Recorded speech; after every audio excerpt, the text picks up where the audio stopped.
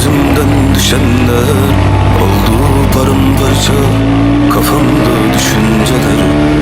Oturmuşum bir bankta, sanırım bu ders biter.